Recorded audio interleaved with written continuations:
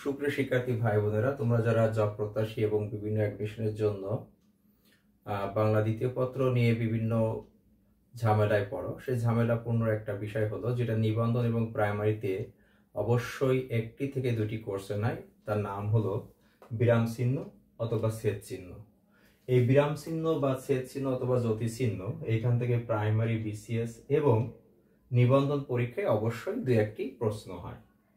তো আজকে আমি এই যে বিরাম চিহ্ন আর ছেদ চিহ্ন কয়েকটি, মোট হলো 12টি, বিভিন্ন বেসরকারি বইতে বিভিন্ন ভাবে আছে, তবে গভর্নমেন্ট বইতে বিরাম চিহ্ন বা ছেদ চিহ্ন আছে 12টি। আমাদের কিন্তু অপশনে 12টি অ্যান্সার করতে হবে। তো আমি এই যে বিরাম চিহ্ন বিভিন্ন ভাবে যে প্রশ্ন হয় তার মধ্যে একটা সবচেয়ে যে বেশি গুরুত্বপূর্ণ এই কোশ্চেন হয় সেটা হলো একটা বিরাম চিহ্নের যে 12টি বিরাম চিহ্নে কোনটি কোন সময় কতটুকু থামতে হয় বা কোথায় থামতে হয় না, এইগুলো নিয়ে আজকের আমার এই ভিডিওটি। তো দেখো, আমি 1 সেকেন্ড থামতে হয় এমন বিরাম চিহ্ন আছে মোট 6টি। বাংলা বাক্যের শেষে 1 সেকেন্ড থামতে হয় এমন বিরাম চিহ্ন আছে 6টি। তো সেই 6টিকে আমি একটি ছন্দের মাধ্যমে রূপ দিয়েছি, তোমরা এটা মনে রাখতে পারো যে দাবিজি কোকোডা, দাবিজি কোকোডা। এর ভিতরেই যে 6টি 1 সেকেন্ড থামতে হয় সবই আছে।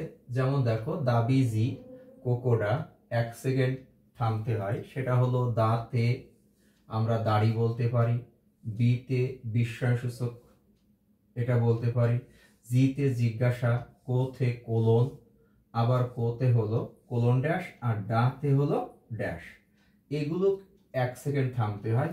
এছাড়া আমাদের থামার প্রয়োজন নেই এরকম চিহ্ন আছে 3টি।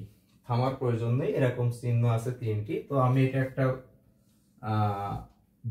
ছন্দের রূপ দিয়েছি, সেটা হলো হাই ব্রা, হাই ব্রা, হাই ব্রা, এটাতে থামার প্রয়োজন নেই। এখন হাতে কি হাই পেন, ইতে কি ইলেক অর্থাৎ লোভ চিহ্ন, ইলেক বা লোভ চিহ্ন, ব্রাতে ব্রাকেট, ব্রাকেটও কোনো থামার প্রয়োজন নয়। তো আশা করি হাই ব্রা বুঝতে পারছো। এরপরে 1 বলতে যে সময় লাগে সেটাকে আমি একটা ছন্দের রূপ দিয়েছি কও, একটা আঞ্চলিক শব্দ যে বলাকে আমরা অনেক সময় কও এটা বলে। তো এটাতে হলো কও 1 বলতে যে সময় লাগে, ক প্রথম কতে হলো কমা, রস্যুতে হলো উদ্ধরণ চিহ্ন। এই কমা এবং উদ্ধরণ চিহ্ন এই দুইটা চিহ্নতে 1 বলতে যে সময় লাগে এতটুকু থামতে হয়। এরপরে আমাদের আরেকটা আছে, সেটি হলো সেমিকোলন। সেমিকোলন হলো 1 বলার দ্বিগুণ সময় থামতে হয়। তো বিরাম চিহ্ন বা ছেদ চিহ্ন বা জ্যোতি চিহ্ন এটা বাংলার প্রচলন করেন কে? ঈশ্বরচন্দ্র বিদ্যাসাগর। আশা করি কনসেপ্টটা তোমরা বুঝতে পারছো। Thanks for watching.